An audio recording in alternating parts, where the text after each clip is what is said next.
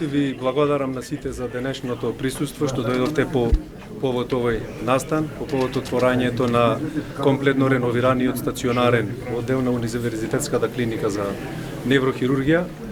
Во изминатиот период комплетно се реновирани сите 10 болнички соби. Најголем дел од нив се преадаптирани во креветни соби со изградба на посебни тоалети и бањи, што практично се претворени во еден вид на апартманско болничко сместување. Исто така направивме и целосна имплементација на инсталација за медицински гасови со одводни ампели до сите болнички кревети и сите болнички соби.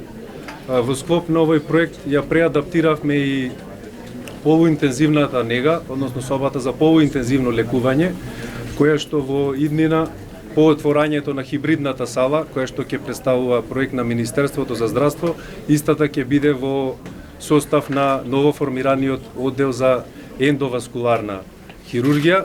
Во тој дел само би истакнал дека моментално во соработка со Институтот за радиологија имаме и обука и на двајца специјалисти, што во иднина предводени со доктор Филипче како прв хибриден неврохирург во регионот, би представувале еден предизвик за решавање на комплексната проблематика од оваа патологија.